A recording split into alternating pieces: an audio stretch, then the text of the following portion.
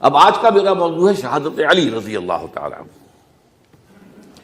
اصل میں حضرت علی رضی اللہ تعالیٰ عنہ کی شہادت بھی اسی الفتنۃ الکبریٰ کا تسلسل ہے۔ وہ جو عبداللہ ابن سبا کا پیدا کردہ عظیم ترین فتنہ تھا، اسی کا ایک نتیجہ حضرت علی کی شہادت بھی ہے، لیکن وہ بات ذرا تفصیل سے سمجھنی ہوگی۔ اور اس کے لیے میں ممنون احسان ہوں، حال ہی میں ایک کتاب چھپی ہے، ڈاکٹر سید رضوان علی ندوی، وہ محقق ہیں تاریخ کے، انہوں نے بڑی تاریخی تحقیق کے بعد جو باتیں بیان کی ہیں وہ میں آپ کے سامنے رکھ رہا ہوں۔ عرب میں جنوب مغرب کی کونے میں، جہاں یہ یمن بھی آباد ہے، اس کے اوپر نجران ہے، اسی علاقے میں یمامہ کا علاقہ کہلاتا ہے۔ یہاں ایک قبیلہ آباد تھا، بنو تمیم۔ یہ جو لوگ تھے بڑے کرخت مزاج، جنگجو، اکھڑ، ضدی، اور جس بات کو ایک دفعہ مان لے اس پر اڑ جانے والے اور مر مٹنے والے۔ یہیں سے فتنہ پہلا اٹھا تھا، سب سے بڑا جو نئے جھوٹے نبی کھڑے ہوئے تھے ان میں سب سے بڑا تو مسیلمہ کذاب تھا، یہی تو علاقہ تھا۔ اور اس کے خلاف اس فتنے کی سرکوبی میں کتنے صحابہ، 1200 صحابہ ایک جنگ کے اندر شہید ہوئے، جن میں 500 جو ہیں وہ حفاظ تھے رضی اللہ تعالیٰ عنہ اجمعین۔ تو یہ لوگ جو یہ تھے بڑے زوردار تھے۔ اس قبیلے کے بارے میں حضرت عمر رضی اللہ تعالیٰ عنہ نے ایک بڑی عجیب حکمت عملی اختیار کی۔ ان کو وہاں سے اکھاڑ کر اور ایران کی سرحدوں پر آباد کر دیا، اب جہاں پر جہاد ہو رہا تھا، تاکہ ان کے اندر جو یہ جنگجوئی ہے یہ اب اس مقصد کے لیے استعمال ہو، اب وہ دارالاسلام کی توسیع کے مقصد کے لیے استعمال ہو، اور وہ ہوئی۔ حضرت عمر نے 2 چھاونیاں بنائی تھی رضی اللہ تعالیٰ، کوفہ اور بصرہ، کیونکہ ظاہر بات ہے کہ اب جو اسلام کا دائرہ پھیل رہا تھا اور اسلامی حکومت پھیل رہی تھی، اور زیادہ تر جو ہے مشرق کی طرف پھیل رہی تھی، ایران اور خراسان وغیرہ کی طرف، تو اب مدینے سے اس کا کنٹرول اتنا آسان نہیں تھا، فاصلہ تھا، تو چھاونیاں بنائیں تاکہ یہ اس سرحد کے اوپر یہ موجودہ مرکز رہے یا فوجیں موجود رہیں، کہیں کوئی بغاوت ہو تو اس کو کچلنے کے لیے وہ قوت فوری طور پر دستیاب ہو سکے۔ یہ لوگ ہیں کہ جو عبداللہ ابن سبا کی فتنے سے سب سے زیادہ متاثر ہوئے۔ ان کی مزاج میں وہ کجی تو تھی نا۔ حضرت عمر بھی ان کا جو ایک مضبوط کنٹرول تھا انہیں دبائے رکھا ہے، اور ان کا رخ جو ہے ایک دوسری طرف موڑ کر اس سے اسلام کو فائدہ پہنچایا۔ لیکن اس کے بعد جب فتنہ جو آیا یہ عبداللہ ابن سبا، تو سب سے بڑھ کر یہی لوگ اس کے ماننے والے، اور انہی میں سے وہ لوگ تھے جنہوں نے جانیں بھی دے دی ہیں، جنہیں حضرت علی نے زندہ جلایا ہے، اس لیے کہ وہ کہتے تھے کہ علی خدا ہے۔ اے علی تم خدا ہو، تم ہمیں آگ میں جلا رہے ہو، یہ تو تم ہمارا امتحان لے رہے ہو۔ وَلَنَبْلُوَنَّكُمْ بِشَيْءٍ مِّنَ الْخَوْفِ وَالْجُوعِ وَنَقْصٍ مِّنَ الْأَمْوَالِ وَالْأَنفُسِ وَالثَّمَرَاتِ، اب وہ اس آیت کو اپنے اوپر منطبق کر رہے ہیں۔ تو یہ جو کرخت لوگ تھے،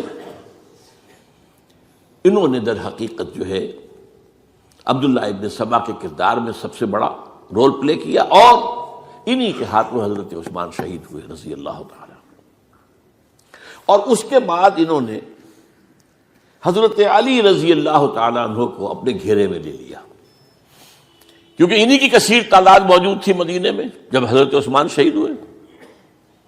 اس کے بعد اب ظاہر بات ہے کہ کوئی نہ کوئی تو خلیفہ ہونا چاہیے تھا۔ حضرت طلحہ سے کہا گیا، انہوں نے معذرت کر لی، حضرت زبیر سے کہا گیا، انہوں نے معذرت کر لی۔ اب ظاہر بات ہے کہ حضرت علی آخر امت کو چھوڑا تو نہیں جا سکتا تھا بغیر امام کے، انہوں نے قبول کر لی، اگرچہ حضرت حسن روکتے رہے کہ ابا جان یہ ان لوگوں کی بیعت جو ہے آپ قبول نہ کیجیے۔ حضرت حسن تو ان میں سے ہیں جو حضرت عثمان کے دروازے پر کھڑے تھے پہرے دار کی حیثیت سے، حسن اور حسین رضی اللہ تعالیٰ عنہ، انہیں تو معلوم تھا فتنہ جو کون لوگ ہیں۔ اس کے بعد حضرت علی رضی اللہ تعالیٰ عنہ نے اسی حکمت سے، جس حکمت کے تحت حضرت عمر نے یہ چھاونیاں آباد کی تھیں، دارالخلافہ بھی مدینے سے کوفہ منتقل کر دیا، تاکہ پورے عالم اسلام کو کنٹرول کیا جا سکے اس مرکز کے ساتھ۔ اس کا نتیجہ یہ نکلا کہ اب گویا کہ حضرت علی کے گرد ان لوگوں کا گھیراؤ مکمل، کوفے میں یہی تو آباد تھے، کوفی یہی تو تھے، حضرت عمر نے انہیں لا کے یہاں آباد کیا تھا۔ جب حضرت علی نے کوفے کو اپنا دارالخلافہ قرار دیا تو گویا کہ ان کا پھر عمل دخل بہت بڑھ گیا۔ ایک طریقے سے یوں کہا جا سکتا ہے کہ انہوں نے اب حضرت علی رضی اللہ تعالیٰ عنہ کو اپنے محاصرے میں لے لیا۔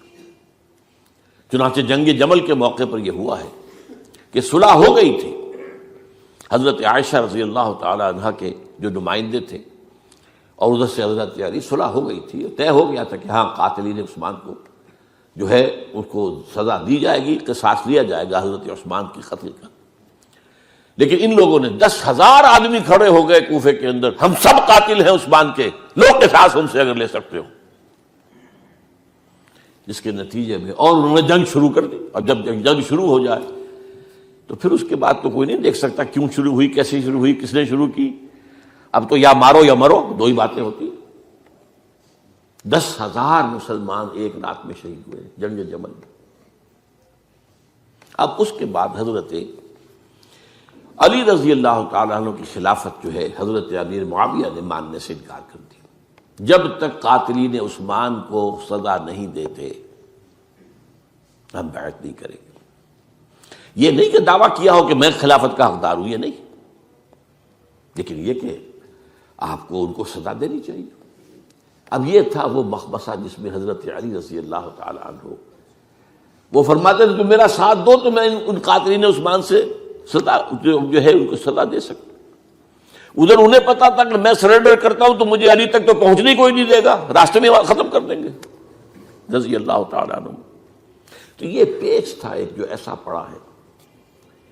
اب اس میں جب حضرت معاویہ اور حضرت علی کے مابین فیصلہ کن جنگ ہوئی، جنگ صفین جسے کہتے ہیں،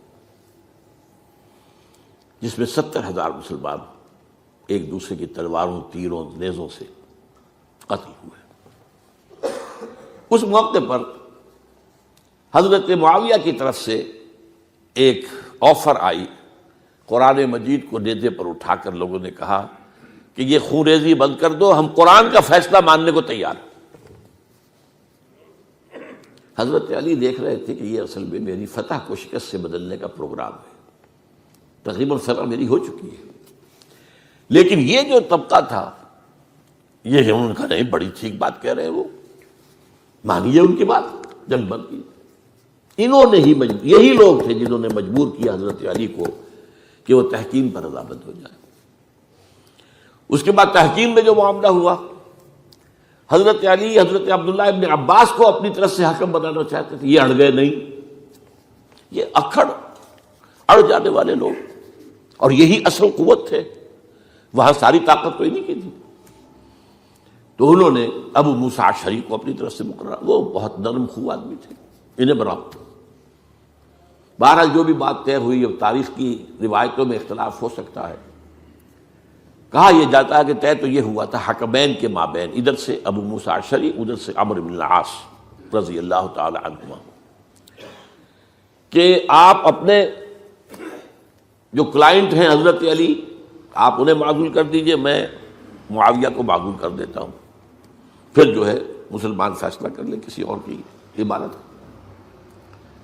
انہوں نے کھڑے ہو کے کہہ دیا میں علی کو معزول کرتا ہوں، اور عمرو بن العاص نے کہا کہ میں معاویہ کو قائم کرتا ہوں۔ اب یہ ہے روایت، واللہ عالم، اس میں کتنا سچ ہے کتنا جھوٹ ہے، میں کوئی مورخ نہیں ہوں، میں کوئی تاریخ کا محقق نہیں ہوں۔ اس کے بعد جو ہے اب یہ لوگ انہوں نے کہا کہ مانیے تحکیم کو، اور جب انہوں نے حضرت علی نے اس تحکیم کے فیصلے کو ماننے سے انکار کیا تو باغی ہو گئے،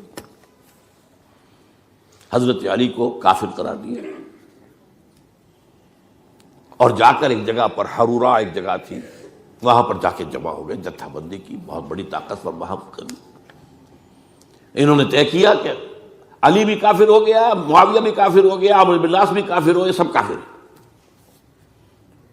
حضرت علی کی طرف سے ایک گئے سفیر ان سے بات کرنے کے لیے، تو انہوں نے کہا تم ہی نے تو کہا تھا کہ تحکیم کو تسلیم کرو، کہ ہاں ہم نے گناہ کیا تھا، کفر کیا تھا، ہم توبہ کی ہم نے.